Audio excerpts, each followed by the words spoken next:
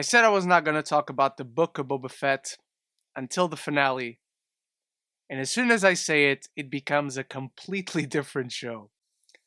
So I guess I'm going to talk about it now. The past 2 weeks for me and you, us, Book of Boba Fett fans, or even Star Wars fans, have been a bit weird. They've been good weird. At the same time, bad weird. They're just Star Wars weird in general. And so today I want to talk about the things that I love about episodes 5 and 6 of the Book of Boba Fett. But I also want to discuss how the fact that they're so good really highlights the issues that I have had with the show before. And the issues that the fact that these 2 episodes are so good really highlight about what the real issues are with the Book of Boba Fett. But before I properly get started with my thoughts on it, I want to know yours. Go ahead and join me in the comments below and start the conversation, because that's always the most important part. Tell me your likes of the Book of Boba Fett, your dislikes. What have you been enjoying about this show? What have you not been enjoying about this show? Anything and everything down there. And if you like movies and TV, this is the place to be. So consider clicking that subscribe button so you don't miss any future weird conversations about your favorite movies and TV. So if you followed the reviews that I did for each of the first 4 episodes, you know that unfortunately I just was not taken with this show as much as I wanted to be. I wanted those Godfather vibes of Boba Fett having his journey of becoming the daimyo of Mos Espa. I wanted that journey. I wanted to experience that. And in the first 4 episodes, they just made the weirdest choices of storytelling. They just purposefully decided to backtrack, and instead of having those flashbacks contribute and build up what we were setting up on the present timeline of the show, they just did nothing. We go see Boba Fett hanging out with these Tusken Raiders, and you start thinking, okay, they're gonna be his muscle in the future for when he needs them.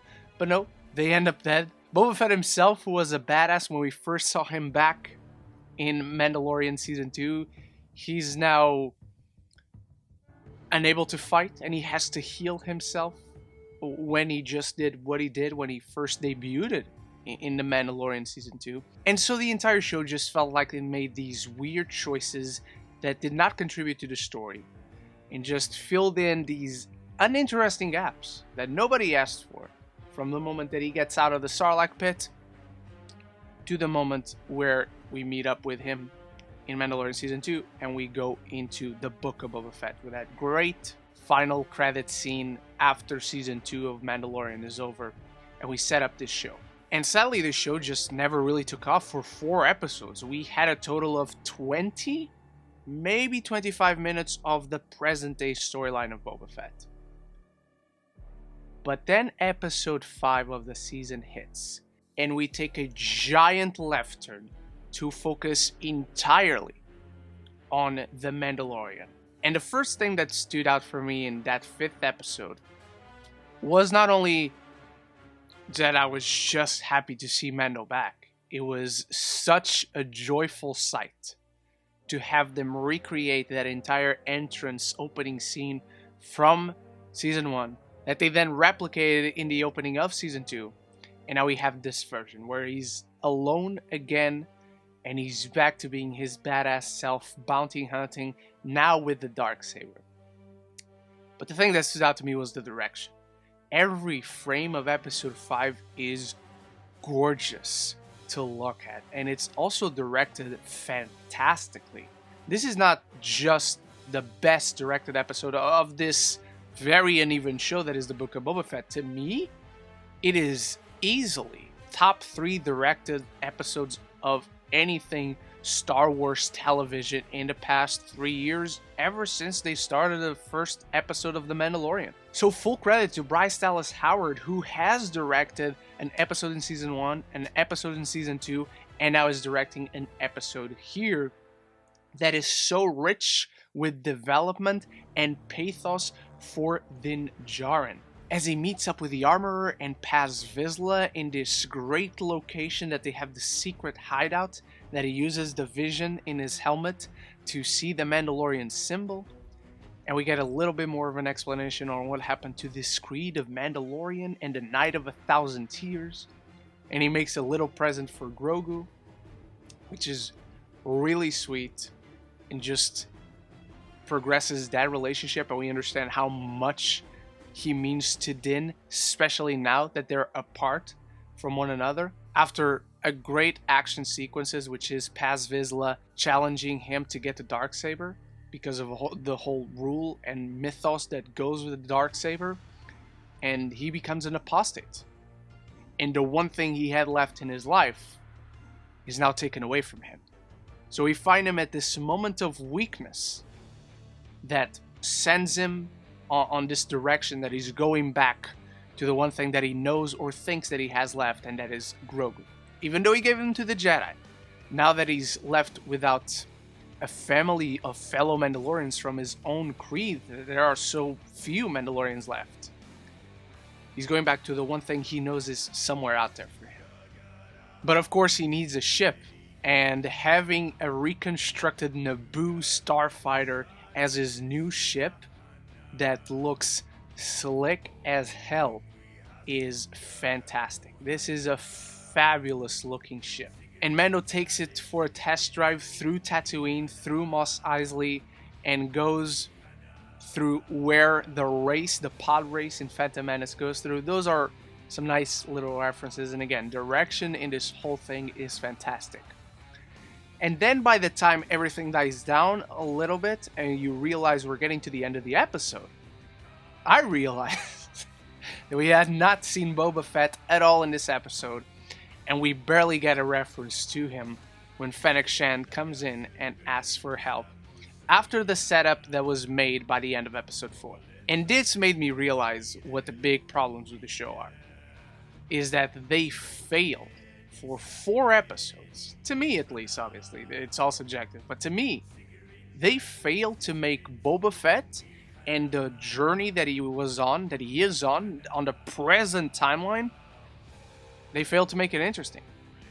They did not make this show feel necessary or got us invested in what was going on. Because it has been so slow and it has barely built anything up. Because we've seen the whole... Okay, we know the Boba Fett side of the story, but who are the Pikes? Why are they there? Hardcore Star Wars fans like me, and like many of you watching this, I'm sure will know what the Pikes are. So we don't need this show to give us any information. But that's the problem. This show does not give us any information on what kind of threat the Pikes are. How do they stand in the way of Boba Fett? Because they've barely been a part of the show, apart from that one moment in the past, in the flashback with the Tusken Raiders. We have a moment with them in episode 6 that feels very much like it's straight out of The Godfather. But that's what the show has failed to do. It's properly set up the journey of the protagonist and properly set up the kind of threat that the antagonists represent. It failed to properly set the antagonists up. They're just mentioned a lot, but we don't see a lot of them.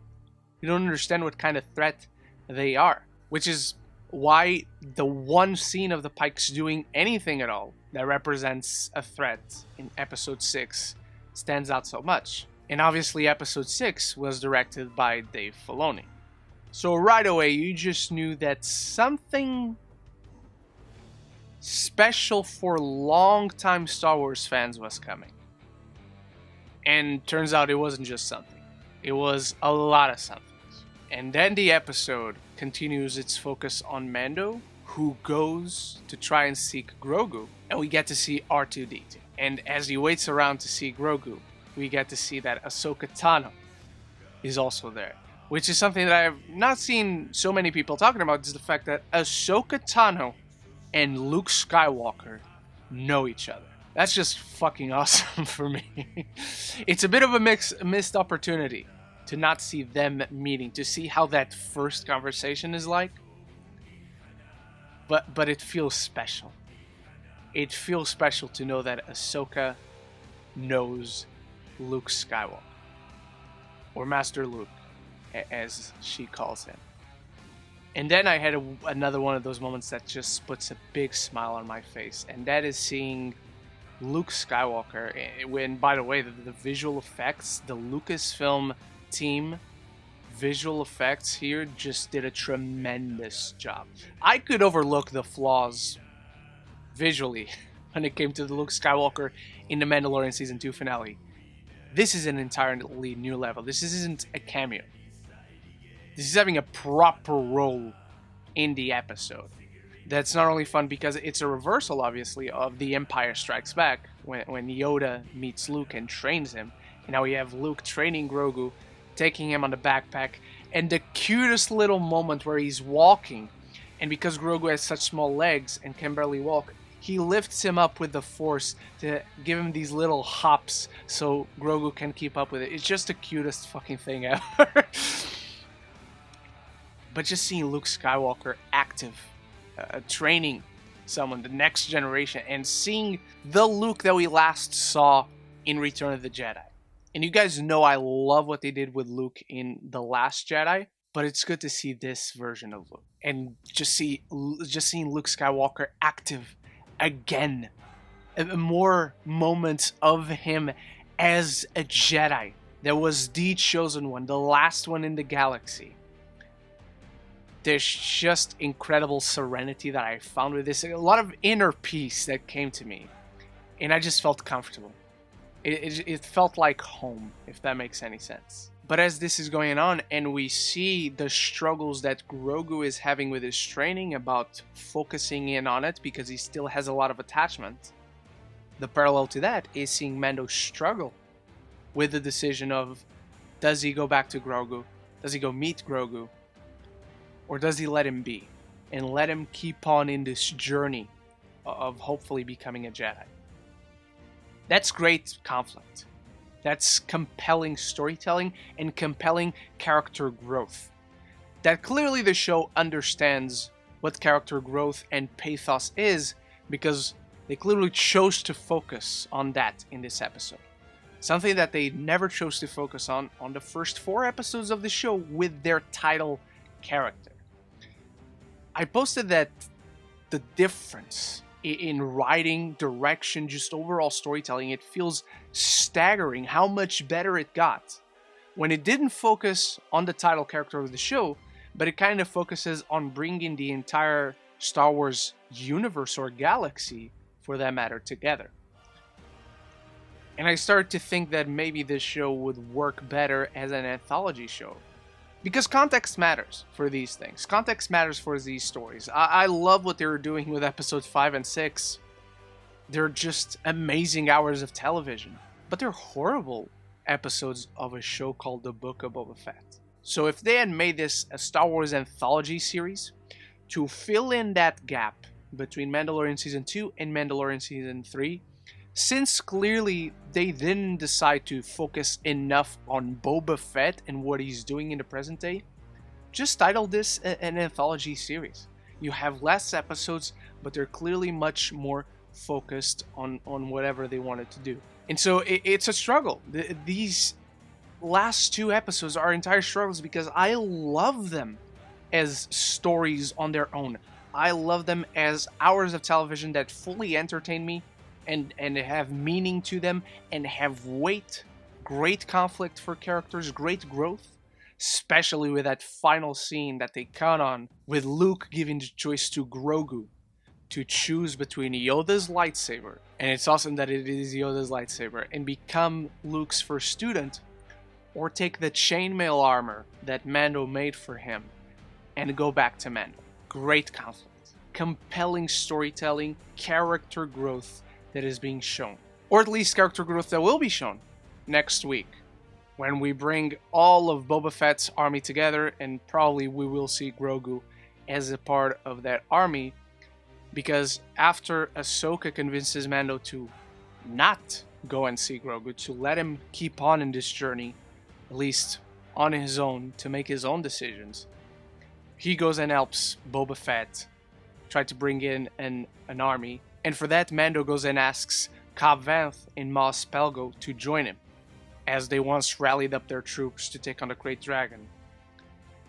And just as Cobb Vanth is deciding to join this fight, Cad Bane is brought into live action.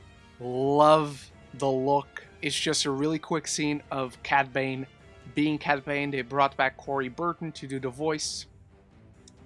And it was awesome to me, because I love the Clone Wars. I think Cad Bane is a badass. But I could just think about my friend Zach Pope watching this moment. It entirely feels like a Dave Filoni episode. Where, again, we're just bringing the entire galaxy of Star Wars together. And we're telling a big scoping story. These last 2 episodes of the Book of Boba Fett that don't feel like the Book of Boba Fett at all did so much more than those 4 episodes did. The intention of character, of moving the story along, just so much more effective, so much more to the point. And they highlight how this show has not justified its very existence for those first 4 episodes. It feels weird to say, but it's almost paradoxical how they made an entire show to focus on this one character, but then also decided to never make the focus on this one character interesting or compelling. And their most effective storytelling comes in whenever they're not focusing on this character. Whenever they're focusing on literally anyone else, this show clearly works, but not when it's focusing on Boba Fett. It's weird to me.